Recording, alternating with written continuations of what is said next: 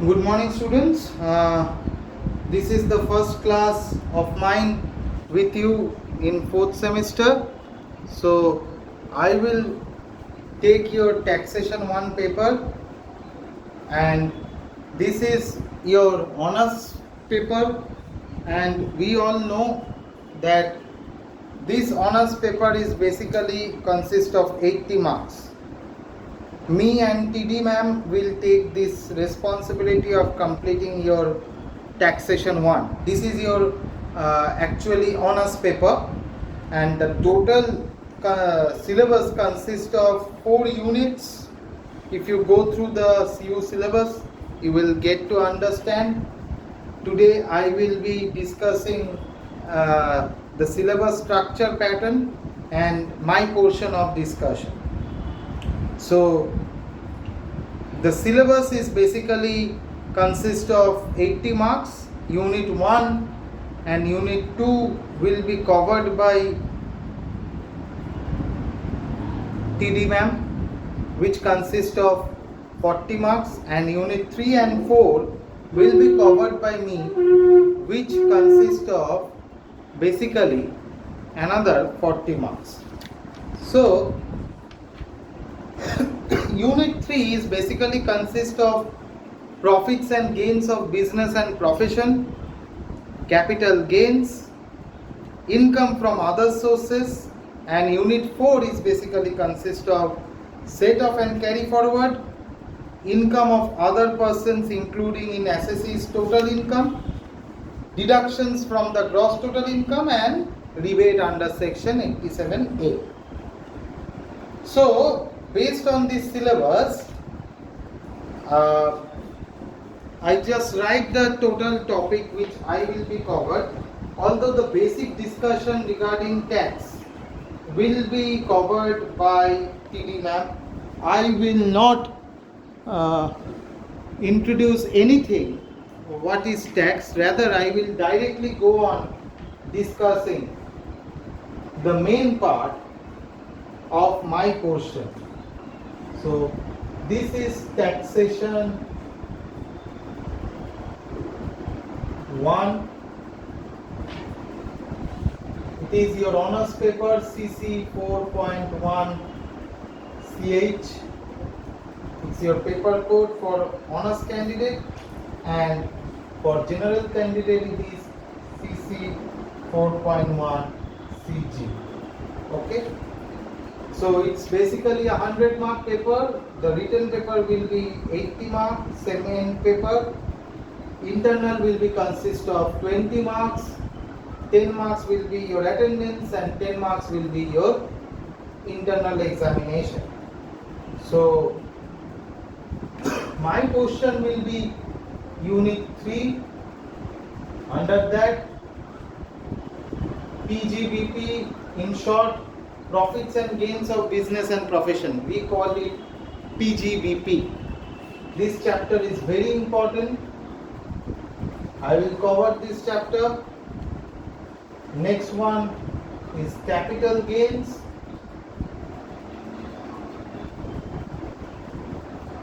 Which is also very important chapter. I will be covering that also.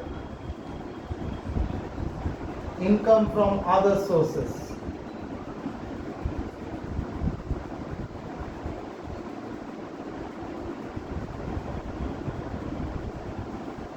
It is also another important chapter. Unit 4 is basically consist of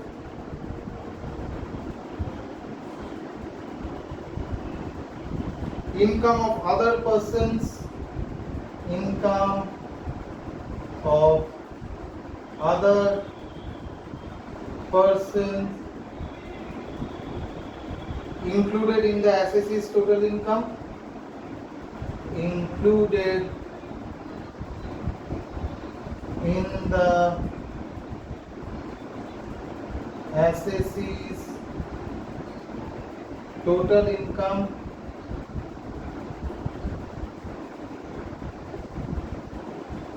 and next one is basically set off and carry forward of losses.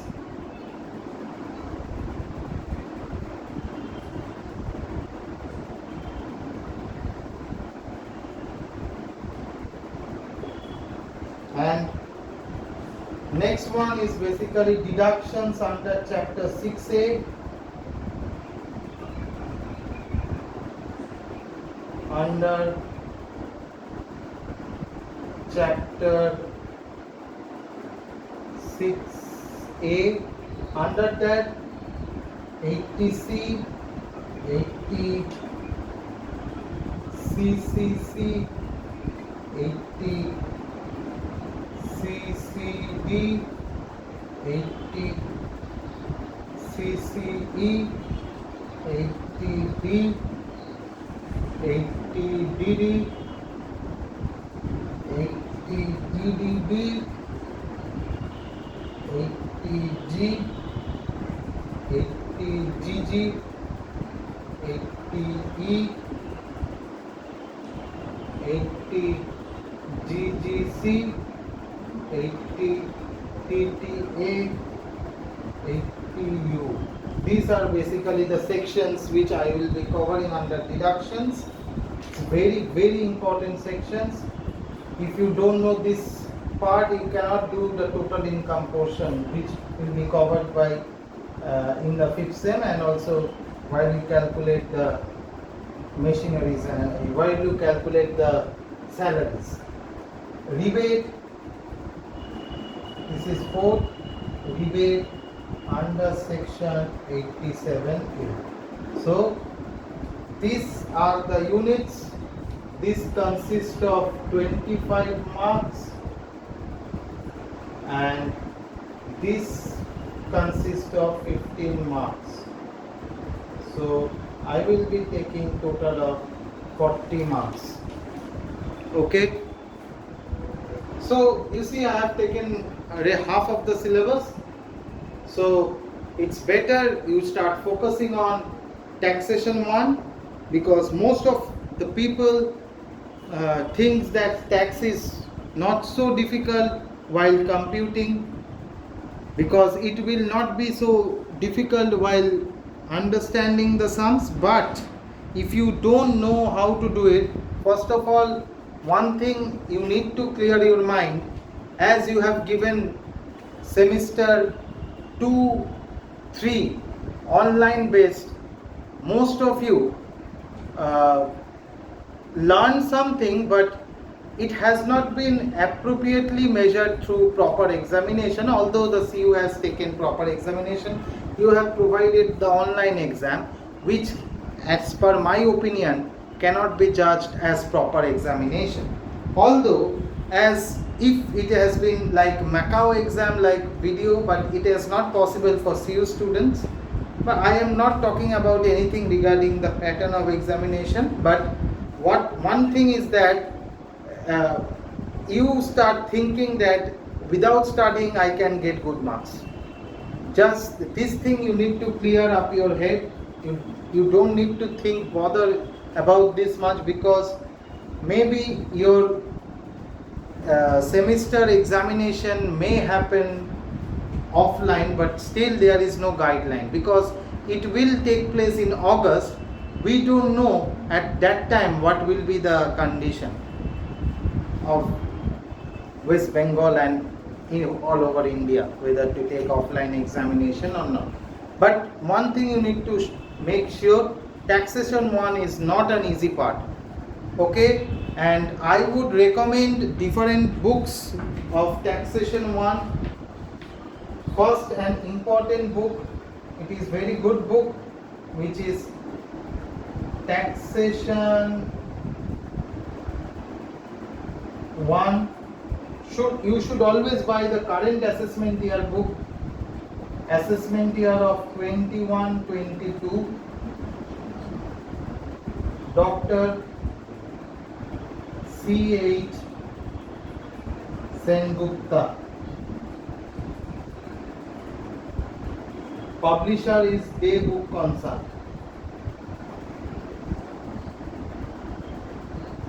Okay, and another book is there in the market, Taxation 1,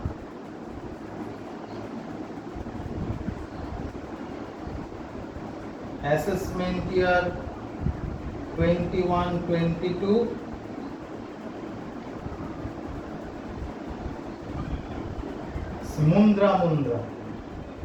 Mundra and Mundra Law Point. There are also high standard books are there, but these two books as basically more or less good book for your BCom syllabus.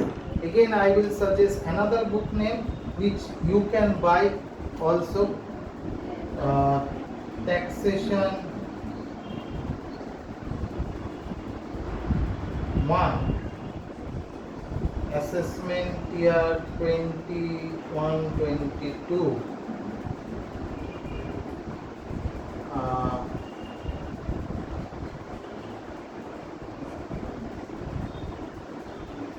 If I forgot the name of the author, but the publisher is ABS Publications. But I would rather prefer to buy this book or this book. These are the very good two books as per your BCom standards and procedures are considered. So go through these two books while going on. I will rather today discuss my first chapter, and this is a far more important chapter because there, while TD ma'am will discuss the introduction part, she will definitely mention about the different heads of income, and under the different heads of income we have basically 5 different heads of income. 5 different heads of income. Which are those 5 different heads? Income from salary, income from house property, income from PGBP, which is profits and gains of business and profession, income from capital gains, and income from other sources. I am writing in short. So I have covered the 3 heads of income. I will be covering these 3 heads of income. One of the important of these 3 is profits and gains of business and profession, capital gain, as well as other sources. So coming to profits and gains of business or profession, in short we will call it PGBP. As per Income Tax Act 1961, it is also one of the important aspects of 5 heads of income as per government. You know, income which you are earning from business or income which you are getting from profession should be treated under income from profits and gains of business or profession. So business, as per section 2 subsection 13 of the Income Tax Act, it basically defines any trade or commerce or manufacture of any product which are basically related in the nature of trade or commerce or manufacture. However, this cannot be considered as a complete or exhaustive definition. It covers every activities which engages time, attention, as well as labor. Now coming to profession, profession means, you know, professionally qualified person. Profession means like doctors, like engineers, like advocates, like chartered accountants, and so on. These are the professionals. So profession means basically a vocation which requires the personal qualification of the person by whom it carries on it. You should carry whether a degree of a doctor, whether a degree of an engineer, or a lawyer, or a chartered accountant, and so on. These are the professionals. So profession covers a wide area, and usually it refers to occupation requiring either purely intellectual skills or manual skills, but basically it controlled by intellectual skills of the operator. So what are the basis of charge, which is very important under PGBP? As I have started with PGBP, so I am rubbing it off. You need to understand different concepts, different provisions. Only solving sums won't help you to understand the chapter. Okay, so there has been a different basis of charge under profits and gains of business and profession. It is the chapter basis of charge, which is section 28, defines the basis of charge. What are the basis of charge? There has been a certain income which shall be chargeable to income tax under the head profits and gains of business or profession. So what are those income? Number one, the profits and gains of any business or profession. This is basically the first part, which covers section 28 subsection 1. Number 2, any compensation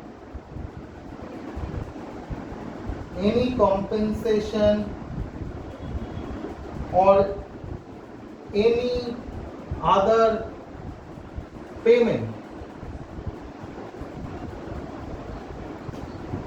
due to or received by some specified persons. It is also governed under section 28 subsection 2.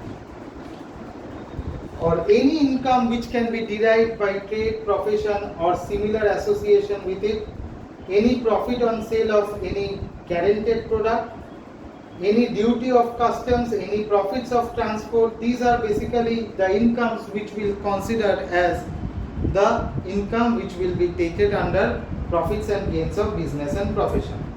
So there has to be some basic conditions, under which conditions the income should be chargeable under PGBP. What are those conditions? The first condition is that there should be at least a business or a profession. You need to have a business or a profession. Next one is that the business or profession should be carried on by the assessee. Assessee means the person who himself carries the business. There has to be any business or profession. Means business name should be on the base of assessee's name, or the profession the assessee is bearing should be the assessee himself. Next condition is that the business or profession should be carried on at least for some definite period of time during the previous year. Means at least there should be carrying on from a previous year. It should be a continuing business or a profession.